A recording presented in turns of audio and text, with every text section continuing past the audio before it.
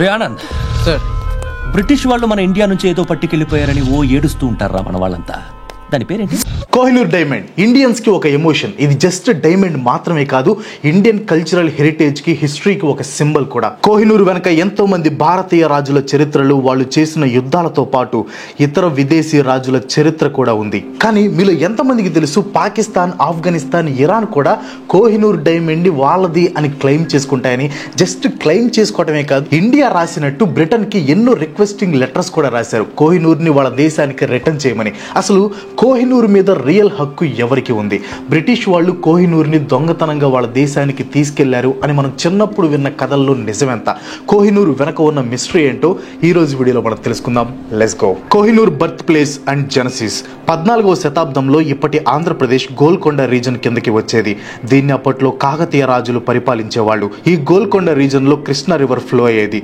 కృష్ణా నదికి దక్షిణ తీరంలో ఉన్న ఆంధ్రప్రదేశ్ లోని గుంటూరులో కొల్లూరు మైన్స్ ఉండేవి. అప్పటికి ప్రపంచంలో డైమండ్స్ దొరికే ఏకైక ప్లేస్ ఈ గోల్కొండ రీజన్. 1725లో బ్రెజిల్ డైమండ్ మైన్స్ ని కనిపెట్టే వరకు ఆంధ్రప్రదేశ్ లో మైన్ చేసిన డైమండ్స్ ని ప్రపంచం మొత్తం ఎక్స్పోర్ట్ చేసేవాళ్ళు. కొల్లూరులో ఉండే లోకల్ పీపుల్ కృష్ణా నది ఒడ్డున ఏన్షియంట్ ప్లేసర్ మైనింగ్ టెక్నిక్ తో డైలీ డైమండ్స్ మైనింగ్ చేసేవాళ్ళు. ప్లాసర్ టెక్నిక్ అంటే విక్రమ్ తంగాలన్ సినిమాలో బంగారం వెతుకుతూ ఉంటారు కదా, ఆ టైప్ లో అనమాట. 1306లో ఎప్పటిలాగే నది ఒడ్డున మైనింగ్ చేస్తుంటే అక్కడ ఒక గ్రూప్ కి రాళ్లలో మెరుస్తున్న ఒక రాయి కనిపించింది. చూడటానికి వెరైటీగా ఉన్న ఆ రాయిని కాకతీయ రాజుకి గిఫ్ట్ గా ఇచ్చారనమాట. ఆ రాయిని చూడగానే రాజుకి ఎందుకు చాలా అట్రాక్టివ్ గా అనిపించింది. ఒక జమాలజిస్ట్ అంటే డైమండ్స్ ని టెస్ట్ చేసే ఎక్స్పర్ట్ ని పిలిపించి ఆ రాయిని టెస్ట్ చేయమన్నాడు. ఈ జమాలజిస్ట్ ఆ రాయిని టెస్ట్ చేసి సూర్యకాంతికి ఆ రాయిని ఎక్స్పోజ్ చేస్తే ఎలా ప్రకాశిస్తుందో చూపిస్తూ, ఇది రాయి కాదు, ఇప్పటి వరకు ప్రపంచంలో ఎక్కడా దొరకని, ఇక మీదట దొరకబోని ఒక అమూల్యమైన వజ్రం అని చెప్పాడు. అతను చెప్పినట్లుగానే కోహినూర్ తర్వాత అంతకంటే అమూల్యమైన వజ్రం మానవ చరిత్రలో దొరకలేదంటే ఏ మాత్రం అతిశయోక్తి కాదు. ఇప్పటి జమాలజిస్టులు కోహినూర్ని డి గ్రేడ్ కేటగిరీ అంటే టాప్ క్వాలిటీ డైమండ్ కేటగిరీలో పెట్టారు. ఈ ప్లేస్ లో కోహినూర్ కాకుండా సెంటినరీ, కలినన్ 1 రీజన్ డైమండ్సే ఉన్నాయి. వాటికి కోహినూర్ కి ఉన్న హిస్టరీ లేదు. కోహినూర్ డైమండ్ దొరికినప్పుడు దాని వెయిట్ 793 క్యారెట్స్ అంటే 158.6 గ్రామ్స్ అనమాట. దీని గురించి హిస్టరీలో ఫస్ట్ మెన్షన్ చేసింది కాకతీయ రూలర్స్. హర్ష కే లాంటి ఎంతో మంది సీస్మాలజిస్టులు అంటే ఎర్త్ క్వేక్ ని స్టడీ చేసే సైంటిస్టులు కోహినూర్ డైమండ్ ఎక్కడి నుంచో కొల్లూరు నదిలోకి కొట్టుకు వచ్చింది కాదు, అక్కడే పుట్టింది అని కన్ఫర్మ్ చేశారు. The journal of earth system science publish చేసిన రీసెర్చ్ ప్రకారం కోహినూర్ డైమండ్ కింబర్లైట్ పైప్స్ నుంచి ఆరిజినేట్ అయ్యిందని కన్ఫర్మ్ చేశారు. కొల్లూరు మైన్స్ ఈ కింబర్లైట్ ఫీల్డ్స్ కి బాగా పాపులర్ అనమాట. కింబర్లైట్ ఫీల్డ్స్ అంటే భూమి లోపల వాల్కనో బ్లాస్ట్ అవ్వటంతో బయటికి వచ్చిన రాక్ పైప్స్ అనమాట.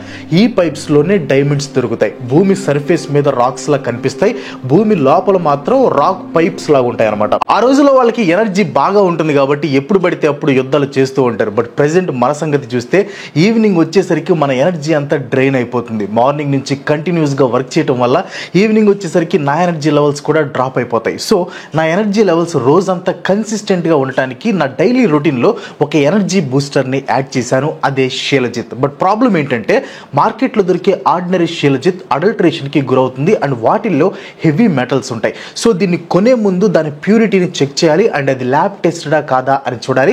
మోస్ట్ ఇంపార్టెంట్ దాంట్లో ఫల్విక్ యాసిడ్ పర్సంటేజ్ చూడాలి. ఎందుకంటే నార్మల్ షీలజిత్ లో ఫల్విక్ యాసిడ్ పర్సంటేజ్ అనేది చాలా తక్కువగా ఉంటుంది. మరి బెస్ట్ షీలజిత్ ని ఎక్కడ కొనాలంటే దానికి ఆన్సర్ మ్యాన్ మ్యాటర్స్ షీలజిత్ గమ్మీస్. దీంట్లో 70% ఫల్విక్ యాసిడ్ ఉంటుంది. Each batch is third party lab tested. ఈ గమ్మీస్ ని షీల్ అబ్జార్బ్ టెక్నాలజీ యూస్ చేసి తయారు చేయడం వల్ల వీటికి 2.5x బెటర్ న్యూట్రిషన్ అబ్జార్ప్షన్ ఉంటుంది. దీన్ని 100% న్యాచురల్ ఇంగ్రీడియంట్స్ తో తయారు చేశారు. So no artificial colours, flavours, sweeteners, sugar or chemicals of any kind.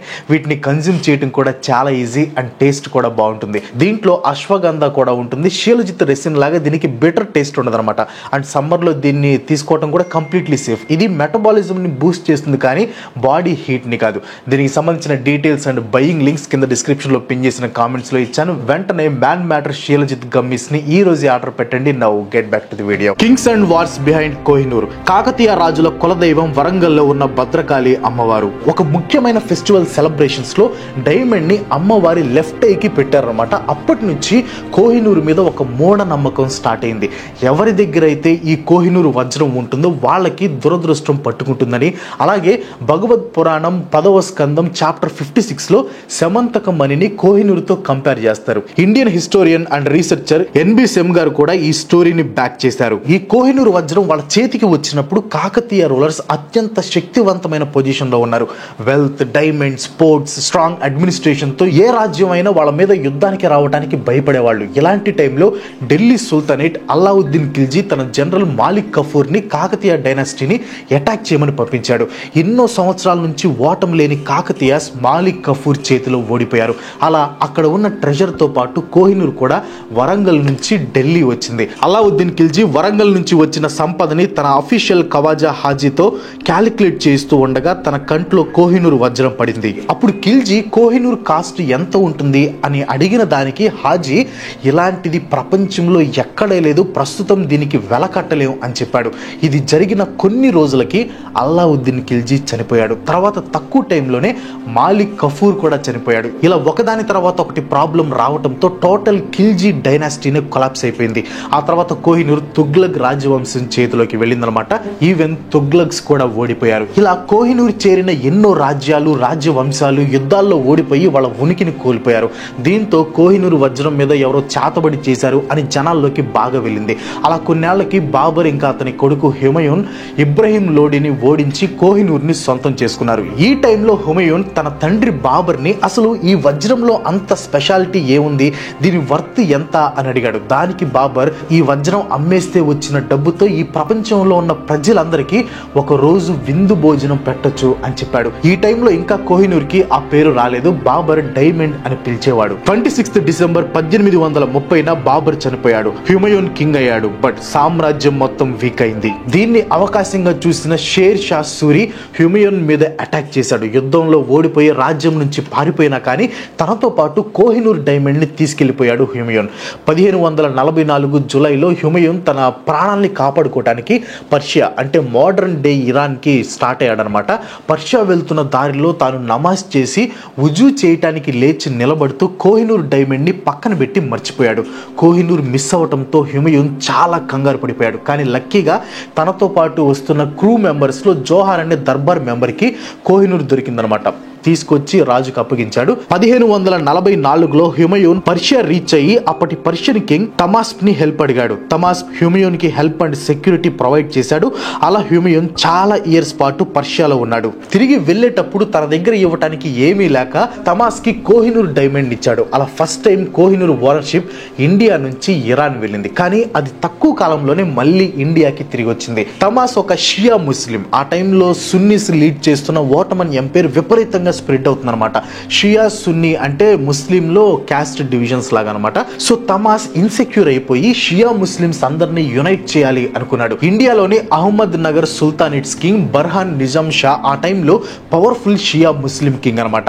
బర్హాన్ షాతో alliance పెట్టుకోవడానికి 1547లో తమాస్ తన అంబాసిడర్ మెహతర్ జామాని కోహినూర్ డైమండ్ తో ఇండియా పంపాడు. అలా కోహినూర్ మళ్ళీ ఇండియాకి రిటర్న్ అయింది. ఇండియా వచ్చిన కోహినూర్ మళ్ళీ డిఫరెంట్ రాజులు రాజ్యాలు తిరుగుతూ 7th జూలై 1656న షాజహాన్ దగ్గరికి వచ్చింది. షాజహాన్ కోహినూర్ని చూసి బాగా అబ్సెసివ్ అయిపోయాడు అనమాట. తన రాయల్ జ్యువెల్ బాక్స్ లో భద్రంగా సేవ్ చేశాడు. హార్టెన్సియో బోరిగో అనే డైమండ్ కటర్ ని పిలిపించి ఎంత ఖర్చైనా పర్వాలేదు కోహినూర్ బ్యూటీని షైన్ ని ఇంకా బెటర్ అయ్యేలా చేయాలి అని ఆర్డర్ ఇచ్చాడు అనమాట. ఈ ప్రాసెస్ లో హార్టెన్సియో కోహినూర్ ని 793 క్యారెట్స్ నుంచి 280 క్యారెట్స్ కి కట్ చేశాడు. ఇది చూసి కోపడిన షాజహాన్ హార్టెన్సియోకి 10,000 రూపీస్ ఫైన్ వేశాడు అనమాట. కోహినూర్ డైమండ్ సైజ్ అనేది చిన్నదవటంతో దాని ఇంపార్టెన్స్ ని పెంచడానికి షాజహాన్ ఒక విలువైన సింహాసనాన్ని చేయించాడు. అదే తాక్ట్ ఈ తౌస్ పికాక్ థ్రోన్. ఈ పికాక్ థ్రోన్ విలువ ఎంత అంటే ఇది తయారు చేసిన ఖర్చుతో 2 తాజ్ మహల్ ని కట్టొచ్చు. ఈ పికాక్ థ్రోన్ ని ఎమరాల్డ్స్, పర్ల్స్, 500 రకాల యూనిక్ స్టోన్స్, కొన్ని కిలోగ్రాముల బంగారంతో చేశారనమాట. ఇందులో కోహినూర్ తో పాటు రెడ్ టిమూర్ రూబీ అనే మొఘల్స్ ఫేవరెట్ డైమండ్ కూడా అమర్చారు. పికాక్ థ్రోన్ తయారు చేశాక షాజహాన్ అందులో కూర్చోవటం స్టార్ట్ స్టార్ట్ చేశాడు. కానీ ఎగ్జాక్ట్గా 2 years తర్వాత అంటే 1658లో షాజహాన్ సన్ ఔరంగజేబ్ తండ్రి షాజహాన్ని ఆగ్రా ఫోర్ట్లో బంధించి రాజయ్యాడు. కానీ రాజయ్యాక ఔరంగజేబ్ ఎప్పుడు తన ఫాదర్ చేపించిన నెమల సింహాసనం మీద కూర్చోలేదు. అందుకే ఔరంగజేబ్ అన్ని సంవత్సరాలు పాలించాడని ఇప్పటికీ చాలా మంది నమ్ముతూ ఉంటారు. ఔరంగజేబ్ తర్వాత వచ్చిన చాలా మంది రాజులు పికాక్ థ్రోన్ ని యూజ్ చేశారు. ముఘల్స్ రూల్ చేసే టైంకి ఢిల్లీ వరల్డ్ లోని రిచెస్ట్ సిటీ, 20 లక్షలకి పైగా పాపులేషన్ తో ఉండేది. ఇది లండన్, ప్యారిస్ పాపులేషన్ ని కలిపినా సరిపోదు. 18th centuryకి ఢిల్లీలో మొఘల్ రూల్ అనేది వీక్ అయిపోయింది అనమాట. దీంతో 1739లో Persian ruler Nadeer Shah wealth కోసం ఢిల్లీ మీద అటాక్ చేశాడు. అప్పటి మొఘల్ ఎంపరర్ మహమ్మద్ షా యుద్ధంలో ఓడిపోయాడు అనమాట. ఈ మహమ్మద్ షా 15th మొఘల్ ఎంపరర్ ఔరంగజేబ్ కి గ్రేట్ గ్రాండ్ సన్ అనమాట. యుద్ధం గెలిచిన నదీర్ షా అక్కడ దోచుకున్న ట్రెజర్ ని 700 ఏనుగులు, 400 ఒంటెలు, 12,000 గుర్రాల మీద పర్షియా తీసుకెళ్లాడు. అలా కోహినూర్ డైమండ్ కూడా పర్షియా వెళ్ళింది. ఒక స్టోరీ ప్రకారం ట్రెజర్ అంతా తనకి వచ్చిన నదీర్ షా మాత్రం కోహినూర్ కోసం వెయిట్ చేస్తూ ఉన్నాడంట. కానీ ట్రెజర్ లో కోహినూర్ లేకపోవడంతో బాగా డిసప్పాయింట్ అయ్యి ఉన్న వాటితోనే రిటర్న్ అవడానికి రెడీ అవుతుంటే మహమ్మద్ షా కోర్టులో వర్క్ చేసే నూర్ బాయ్ అనే లేడీ కోహినూర్ మహమ్మద్ షా టర్బన్ కింద పెట్టుకున్నాడు అని లీక్ చేస్తుందంట. పూర్వం రాజులు టర్బన్స్ మార్చుకోవటం ఒక సాంప్రదాయం. అలా సాంప్రదాయం ప్రకారం టర్బన్స్ మార్చుకుందామని నదీర్ షా మహమ్మద్ షాని అడగటంతో మహమ్మద్ షా కాదనలేకపోయాడు. టర్బన్స్ మార్చుకునే టైంలో మహమ్మద్ షా తల మీద నుంచి కోహినూర్ డైమండ్ కింద పడిందంట. కింద పడి మెరుస్తున్న డైమండ్ ని చూడగానే నదీర్ షా కోహినూర్ అన్నాడు. అంటే పర్వతం అంత లైట్ అని. అలా కోహినూర్కి కోహినూర్ అనే పేరు వచ్చింది. కోహినూర్ని సొంతం చేసుకున్నాక నదీర్ షాకి కూడా బ్యాడ్ టైం స్టార్ట్ అయిందనమాట. నదీర్ షాని మర్డర్ చేసి తన ట్రెజర్ని లూట్ చేశారు. నదీర్ షా నమ్మిన బంటైన జనరల్ అహ్మద్ షా దురాన్ కోహినూర్ డైమండ్ తో ఆఫ్ఘనిస్తాన్ వెళ్ళిపోయి అక్కడ దురానీ ఎంపైర్ ని ఎస్టాబ్లిష్ చేశాడు. అలా కోహినూర్ ఆఫ్ఘాన్ రాయల్ ఫ్యామిలీలో కూడా పార్ట్ అయింది. అర్థమైందా? ఇందాకేమో ఇరాన్కి వెళ్ళింది, ఇప్పుడు ఆఫ్ఘనిస్తాన్కి వెళ్ళింది. పాకిస్తాన్కి ఎలా వెళ్ళిందో వీడియోలో ముందు వచ్చింది. అలా సంవత్సరాలు గడిచిపోతూ ఉన్నాయన్నమాట. 1813లో కోహినూర్ దురానీ డైనాసిటీలోని షా షుజా దురానీ చేతిలోకి వెళ్ళింది. కోహినూర్ డైమండ్ వచ్చిన కొన్ని రోజులకి షా షుజాని కూడా బ్యాడ్ లక్ వెంటాడింది. షా షుజా కజిన్ అతని మీద తిరుగుబాటు చేశాడనమాట. దీంతో భయపడిన అతను కోహినూర్ డైమండ్ ని తన భార్య వఫా బేగం అండ్ బ్రదర్ జమాన్ షాకి ఇచ్చి ప్రొటెక్షన్ కోసం పంజాబ్ లోని సిక్ కింగ్ మహారాజా రాజ్నీత్ సింగ్ దగ్గరికి పంపించాడనమాట. ఈ టైంలో షా షుజాని తన ఓన్ మిలిటరీ కమాండరే అరెస్ట్ చేశాడు. దీంతో భయపడిపోయిన Shah Shuja wife and brother Kohinoor ని ఇచ్చేస్తాం, మా రాజ్యానికి రక్షణ ఇవ్వండి అని మహారాజా రాజ్నీత్ సింగ్ ని రిక్వెస్ట్ చేశారు. దానికి మహారాజా రాజ్నీత్ సింగ్ అసలు అంత గొప్పగా ఈ వజ్రంలో ఏముంది అని అడిగారు. దానికి షా షుజా వైఫ్ ఇలా సమాధానం ఇచ్చింది. ఒక 5 పవర్ఫుల్ రెజ్లర్స్ 4 రాళ్లని 4 డైరెక్షన్స్ లో అలాగే ఒక స్టోన్ ని ఆకాశంలోకి విసిరేస్తే అవి కవర్ చేసిన డిస్టెన్స్ మొత్తం బంగారంతో నింపిన దాని విలువ కోహినూర్కి రాదు అని చెప్పింది. మహారాజా రాజ్నీత్ సింగ్ షా షుజాని సేవ్ చేశాడు అనమాట. కానీ ఇచ్చిన మాట ప్రకారం కోహినూర్ ఇవ్వటానికి షా షుజా అతని వైఫ్ వఫా బేగం కి మనసు ఒప్పుకోలేదనమాట. చాలా టాక్స్ అండ్ డిస్కషన్స్ నడిచాక చివరికి షా షుజా అండ్ వఫా బేగం ని హౌస్ అరెస్ట్ చేస్తే తప్ప కోహినూర్ రంజీత్ సింగ్ దగ్గరికి రాలేదనమాట. మహారాజా రంజీత్ సింగ్ ఫస్ట్ లో కోహినూర్ ని బయటికి వెళ్ళినప్పుడల్లా వేసుకునేవాడు. తర్వాత దాన్ని ట్రెజర్ లో భద్రపరిచి ఓన్లీ ఫెస్టివల్స్, స్పెషల్ అకేషన్స్ కి ఇంకో 2 డైమండ్స్ తో కలిపి టర్బన్ లో అండ్ కొన్నిసార్లు ఆమ్ కి పెట్టుకునేవాడు అనమాట. 1838లో మహారాజా రంజీత్ సింగ్ కి అనారోగ్యం రావడంతో విపరీతంగా డొనేషన్స్ చేయడం స్టార్ట్ చేశాడు. కోహినూర్ ని కూడా ఒరిస్సాలోని పూరి జగన్నాథ్ టెంపుల్ కి ఇవ్వాలి అని నిర్ణయించుకున్నాడు. కానీ సిక్ ఎంపైర్ కోశాధికారి అంటే ట్రెజరర్ అంటారు కదా, సో బెలీరామ్ అనమాట ఆయన పేరు. డొనేషన్స్ వరకు అంటే సరే, కానీ కోహినూర్ అనేది రాజు ప్రైవేట్ ప్రాపర్టీ కాదు, సిక్ ఎంపైర్ మొత్తానికి సంబంధించిందని ఇవ్వటానికి ఒప్పుకోలేదన్నమాట. 27th June 1839లో మహారాజా రంజీత్ సింగ్ చనిపోయారు. అప్పుడు ఆయన కొడుకు ఖరక్ సింగ్ రాజు అయ్యాడనమాట. ఖరక్ సింగ్ కి స్లో పాయిజన్ ఇవ్వటంతో 5th November 1840లో చనిపోయాడు. తర్వాత రాజా నవ్ నిహాల్ సింగ్ కింగ్ అయ్యాడు. రాజు అయిన కొద్ది రోజులకే హజారీ బాగ్ అంటే పెద్ద గోడ అనుకోండి, అది ఈయన మీద కూలటంతో ఈయన కూడా చనిపోయాడు అనమాట. ఆ తర్వాత షేర్ సింగ్ సింహాసనాన్ని దక్కించుకున్నాడు. బట్ మీరు ఎక్స్పెక్ట్ చేసినట్లే ఆయన కూడా September 15th 1843లో చంపబడ్డారు అనమాట. ఇంకా జనాల్లో కోహినూర్ శపించబడి పడిన డైమండ్ అనేది బలంగా వెళ్ళింది. అందరూ మహారాజా రంజిత్ సింగ్ తీసుకున్న డెసిషన్నే కరెక్ట్, ఈ వజ్రం ఉంటే గుడిలో దేవుడి దగ్గర ఉండాలి, లేకపోతే ఆడవాళ్ళ దగ్గర ఉండాలి, కాదని రాజుల దగ్గర పెడితే వాళ్ళకి నాశనం తప్పదని బాగా స్ప్రెడ్ అయిపోయింది అనమాట. కోహినూర్ స్టోరీస్ ఇండియా దాటి ఇంగ్లాండ్ న్యూస్ పేపర్లోకి పబ్లిష్ అయ్యాయి. అక్కడ జనాల్ని కూడా బాగా అట్రాక్ట్ చేశాయి అనమాట. అప్పటి ఇంగ్లాండ్ రాణి కూడా కోహినూర్ ని ఒకసారైనా చూడాలి అనుకుంది. Britishers entry in Kohinoor story. వరుస మరణాలతో సిక్కిం పేరు బాగా వీక్ అయిపోయింది. ఇప్పుడు రాజ్యాన్ని పాలించడానికి రాజు లేడు. మిగిలిందల్లా మహారాజా రంజిత్ సింగ్ 5 సంవత్సరాల కొడుకు, మహారాజా దులీప్ సింగ్ ఆయన భార్య జింద్ కౌర్. జింద్ కౌర్ తన 5 సంవత్సరాల కొడుకుని రాజుని చేసి అడ్మినిస్ట్రేషన్ మొత్తం తాను తీసుకుందనమాట. జస్ట్ లైక్ బాహుబలి సినిమాలో శివగామి లాగా. సిక్కిం పేరుని కాంకర్ చేయడానికి ఇదే మంచి టైం అని బ్రిటిషర్స్ 1845లో సిక్కిం పేరు మీద అటాక్ చేసి ఓడించారు. ఇండియాలో బ్రిటిషర్స్ లాస్ట్ గా ఆక్యుపై చేసిన ఎంపైర్స్ లో ఈ సిక్కిం పేరు కూడా ఒకటి. మహారాజా రంజిత్ సింగ్ వైఫ్ జింద్ కౌర్ ని హౌస్ అరెస్ట్ చేసి తన 7 సంవత్సరాల కొడుకు మహారాజా దులీప్ సింగ్ తో ట్రీటీ ఆఫ్ లాహోర్ ని సైన్ చేయించుకున్నారు. లాహోర్ అంటే అప్పటి పంజాబ్ క్యాపిటల్ అనమాట. ఇప్పుడు లాహోర్ ఎక్కడ ఉందో మీ అందరికీ తెలుసు. ఈ లాహోర్ ట్రీటీలో ఆర్టికల్ 3 ప్రకారం షా సుజా ఉల్ ముల్క్ నుంచి మహారాజా రంజిత్ సింగ్ తీసుకున్న కోహినూర్ డైమండ్ ని క్వీన్ విక్టోరియాకి గిఫ్ట్ గా ఇస్తున్నట్లు రాసి దులీప్ సింగ్ తో సైన్ చేయించుకున్నారు. 7th డిసెంబర్ 1849లో ఒక గ్రాండ్ పార్టీ అరేంజ్ చేసి ఆ పార్టీలో కోహినూర్ డైమండ్ ని సిక్కిం పేరు నుంచి తీసుకొని ఇంగ్లాండ్ క్వీన్ ని కోహినూర్ కి అఫీషియల్ ఓనర్ గా చేశారు. Kohinoor travel to England. ఇప్పుడు నెక్స్ట్ టాస్క్ కోహినూర్ డైమండ్ ని ఇంగ్లాండ్ లోని క్వీన్ కి పంపించడం. అప్పటి గవర్నర్ జనరల్ డల్హౌసీ తన అసిస్టెంట్ మెట్కాల్ఫీని పిలిచి కోహినూర్ ని క్వీన్ కి సబ్మిట్ చేసేటప్పుడు దాని వెనక ఉన్న ఇంట్రెస్టింగ్ స్టోరీ కూడా చెప్తే బాగుంటుందని, ఎలాంటి ఫాల్స్ ఇన్ఫర్మేషన్ లేకుండా ఎగ్జాక్ట్ కోహినూర్ రియల్ స్టోరీని తెలుసుకొని ఒక రిపోర్ట్ ని సబ్మిట్ చేయమని చెప్పాడనమాట. చాలా తక్కువ టైంలో ఈ మెట్కాల్ఫీ కోహినూర్ స్టోరీ, దాని వెనక ఉన్న మూఢనమ్మకాలు, మరణాలు మొత్తం తెలుసుకుని ఒక రిపోర్ట్ ని పబ్లిష్ చేశాడు.